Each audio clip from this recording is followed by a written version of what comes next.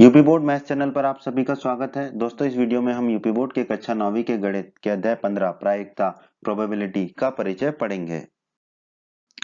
भूमिका। दोस्तों, हम अपने दैनिक जीवन में इस प्रकार के कथन सुनने को मिलते रहते हैं, जैसे कि संभवतः आज वर्षा होगी। ठीक है, हम कहते हैं कि हो सकता है कि आज बारिश हो, संभवतः। ठीक है, या फिर मुझे संदेह है कि वह इस परीक्षा में उत्तीर्ण होगा। हम अपने दोस्त या किसी और छात्र के लिए बोलते हैं कि मुझे इस बात का संदेह है कि इस परीक्षा में वो उत्तीर्ण हो पाएगा। ठीक है, तो हम संदेह व्यक्त करते हैं। ठीक है, या हम कहते हैं कभी कभी वार्षिक परीक्षा में कविता, मतलब कोई एक लड़की हमारी कक्षा में, उसके प्रथम आने की संभावना सबसे अधिक है। ऐसा हम कैसे कह पाते हैं? क्योंकि हमें पता है कि वो पढ़ने में बहुत अच्छी होगी। ठीक है, तो हमने संभावना जताई कि उसके प्रथम आने की संभावना सबसे अधिक है। जरूरी नहीं है कि वो प्रथम आ जाए, पर संभावना है कि वो प्रथम आ सकते हैं। ठीक है, या जैसे आज के मैच में भारत के टॉस जीतने का संयोग 50-50% है। ठीक है, कि 50% चांस संयोग है कि भारत टॉस जीत जाए या ना भी जीते। यहाँ पर ऊपर के कथनों में आपने देखा होगा कि संभवतः, संदेह, संभावना, संयोग आदि अनिश्चितता की भावना बनी रहने वाले शब्दों का प्रयोग हुआ है। ठीक है, मतलब वो निश्चित नहीं है। ठीक है, अनिश्चितता है। संभवतः आज वर्षा होगी, मतलब जरूरी नहीं है कि वर्षा होगी या नहीं होगी। वो मुझे संदेह है कि वह इस परीक्षा में उत्तीर्ण होगा। संदेह जरूर है, लेकिन वो उत्तीर्ण हो भी सकता है। वार्षिक परीक्षा में कविता के प्रथम आने की संभावना सबसे अधिक है, पर जरूरी नहीं कि वो प्रथम आए, द्वितीय तृतीय भी आ सकते हैं। ठीक है, आज के मैच में भारत के जीतने टॉस जीतने का सहयोग 50-50% है। ठीक है, तो अनिश्चितता है इन सभी कथनों में। ठीक है, तो जहां पर भी अनिश्चितता होगी वहां पर हम प्रायिकता का प्रयोग करते हैं दोस्तों, उपयोग करते हैं। तो अब हम प्रायिकता की परिभाषा को समझ लेते हैं कि प्रायिकता क्या होती है। अनेक स्थितियों में प्रायिकता, अंग्रेजी में प्रोबेबिलिटी कहते हैं, की सहायता से हम संभवतः, संदेह इत्यादि जैसी अनिश्चितताओं को संख्यात्मक रूप से मापन किया जाता है। ठीक है, जैसे कि अगर हम एक सिक्के को उछालेंगे तो चित्त आने की संभावना कितनी है। ठीक है, चित्त आने की संभावना आधी है, तो हम उसको 0.5 लिख देंगे। या अगर हमने कोई पासा फेंका तो 2 आने की पासे में क्या संभावना है। ठीक है, इत्यादि को हम संख्यात्मक रूप से जब लिखते हैं, ठीक है, तो गणित के उस अध्ययन को हम क्या कहते हैं? प्रायिकता कहते हैं। ठीक है, जहां पे हम अनिश्चितताओं को संख्यात्मक रूप से मापन करते हैं। ठीक है, तो उस गणित की शाखा को हम क्या कहते हैं? प्रायिकता कहते हैं। ठीक है, दोस्तों, ये बहुत ही रोचक बात है कि जो प्रायिकता की व्युत्पत्ति हुई थी, मतलब उत्पत्ति हुई थी, वो जुए के खेल से हुई थी। ठीक है, कोई थे, आपने कसिनो का नाम सुना होगा। ठीक है, कोई होंगे जिनका जो जुआ खेलते होंगे। ठीक है, अब उन्होंने सोचा कि मैं जुए में कैसे ज्यादा से ज्यादा पैसे कमाऊं। ठीक है, तो उसके लिए उन्होंने प्रायिकता, प्रोबेबिलिटी का इस्तेमाल किया। ठीक है, जैसे कि आप जानते होंगे, ताश आपने खेले होंगे। ठीक है, ताश में जो है 4 इक्के होते हैं। ठीक है, कुल मिला के 52 पत्ते होते हैं। तो इक्के आने की संभावना कितनी है? ठीक है, 4 इक्के हैं और 52 पत्ते हैं, तो 4/52 होता है वो। ठीक है, यानी कि 1/13। तो इस तरह से उन्होंने कई तरह के जो है संख्यात्मक रूप से सूत्र बनाए। ठीक है, और जो है उनका उपयोग किया जुए में जीतने के लिए, और काफी सारा जुए में उन्होंने पैसा जीता भी। ठीक है, तो इस गणित की शाखा का जो शुरुआत हुई थी वो जुए से हुई थी। ठीक है, ये बहुत ही रोचक बात है। लेकिन फिर भी आज की दुनिया में हम इसका व्यापक पैमाने पर कहाँ प्रयोग करते हैं?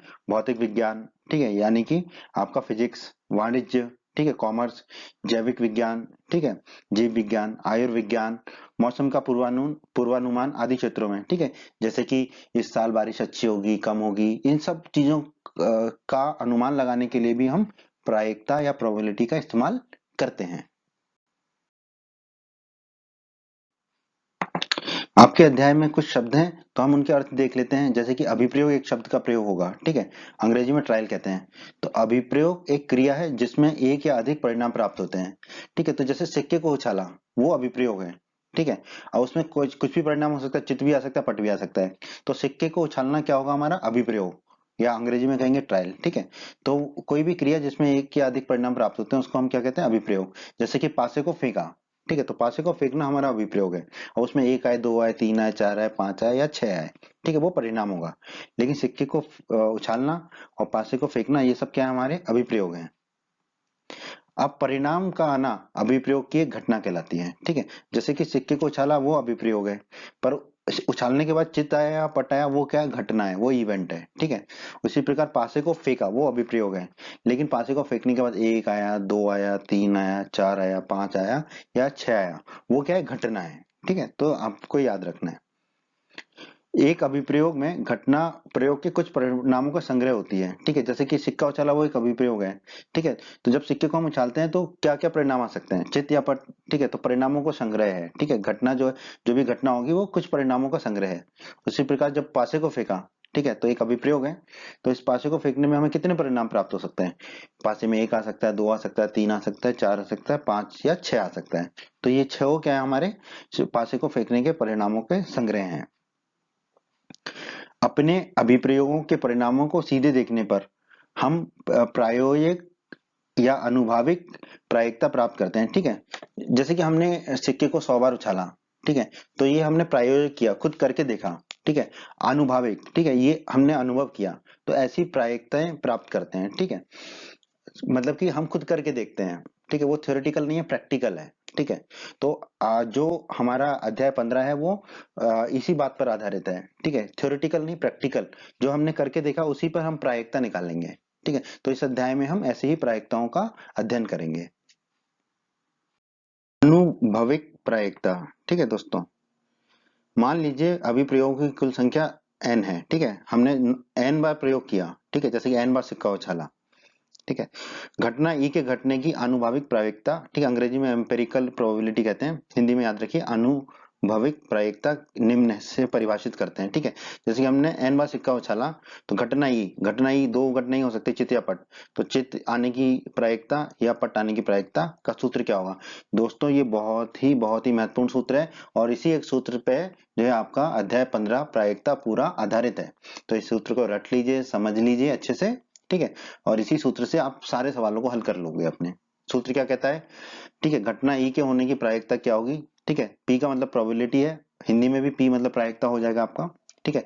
ई के होने की, ठीक है, क्या होगी? अभिप्रयोगों की संख्या जिसमें घटना घटी है, ठीक है। मान लीजिए जैसे आपने 10 बार सिक्का उछाला और 6 बार चिताया, तो ऊपर आ जाएगा 6, और बटे अभिप्रयोगों की कुल संख्या, मतलब कितनी बार सिक्का उछाला, तो 10 बार उछाला, तो नीचे आ जाएगा 10, ठीक है। इस तरह से प्रायिकता हमें निकालनी है दोस्तों। इस अध्याय में, ठीक है, कक्षा 9 में अध्याय 15 में हम आनुभाविक प्रायिकता ज्ञात करेंगे तथा सुविधा के लिए आनुभाविक प्रायिकता के स्थान पर केवल प्रायिकता का प्रयोग करेंगे। तो यहाँ पर जब भी प्रायिकता कहा जाएगा इस अध्याय में कक्षा 9 में, ठीक है, तो उसका मतलब ही होगा आनुभाविक प्रायिकता, ठीक है। तो ये सूत्र अच्छे से याद कर लीजिए आप प्रायिकता का। अभिप्रयोगों की संख्या जिसमें घटना घटी है बटे अभिप्रयोगों की कुल संख्या, ठीक है। इसी एक सूत्र से आपके अध्याय 15 के सभी सवाल हल हो जाएंगे। ठीक है, सूत्र तो दोस्तों हमने याद कर लिया। अब हम कुछ गुण भी याद कर लेते हैं प्रायिकता के, ठीक है। प्रत्येक घटना की प्रायिकता 0 और 1 के बीच में होती है, 0 भी इसमें शामिल है और 1 भी सम्मिलित है, ठीक है। तो किसी भी घटना की प्रायिकता 0 से कम नहीं होगी और 1 से ज्यादा नहीं होगी। 0 भी हो सकती है, 1 भी हो सकती है, और 0 से 1 के बीच में भी हो सकती है, ठीक है। ये एक गुण है प्रायिकता का, ठीक है। तो जो भी आपका उत्तर आएगा 0 से 1 के बीच में आएगा, ठीक है, जिसमें 0 और 1 सम्मिलित हो सकता है। सभी प्रायिकताओं का योगफल एक होता है, ठीक है। अगर हम सभी संभावनाओं को लिख लें, जैसे कि सिक्का उछाला तो चित आने की प्रायिकता और पट आने की प्रायिकता, ठीक है, दोनों को जोड़ेंगे तो दोनों का योगफल एक होना चाहिए, ठीक है। इसको सूत्र के रूप में ऐसे लिख लेते हैं कि अगर हमारी n घटनाएं हैं, ठीक है, n ही घटनाएं हो सकती हैं, ठीक है, किसी अभिप्रयोग में, तो सभी घटनाओं की प्रायिकताओं को जोड़ेंगे तो उनका योगफल एक आता है, ठीक है। तो इसको भी याद रख लीजिएगा, ये गुण है प्रायिकता का, ठीक है। तो अध्याय 15 के प्रायिकता के परिचय में इतना ही है दोस्तों, बस एक सूत्र है और ये कुछ गुण हैं, ठीक है। तो आप इनको याद रखिए, अब इससे आपके सारे प्रश्न हल हो जाएंगे इस अध्याय के। उम्मीद करता हूं दोस्तों आपको ये वीडियो पसंद आया होगा। दोस्तों आप हमारे YouTube चैनल को सब्सक्राइब करें, इस वीडियो को लाइक करें, अपने दोस्तों के साथ शेयर करें, और अपने सभी यूपी बोर्ड के साथियों को हमारे YouTube चैनल के बारे में और इस वीडियो के बारे में अवश्य बताएं, ताकि यूपी बोर्ड के सभी छात्र छात्राएं हमारे चैनल का अधिक से अधिक लाभ ले सकें। धन्यवाद दोस्तों।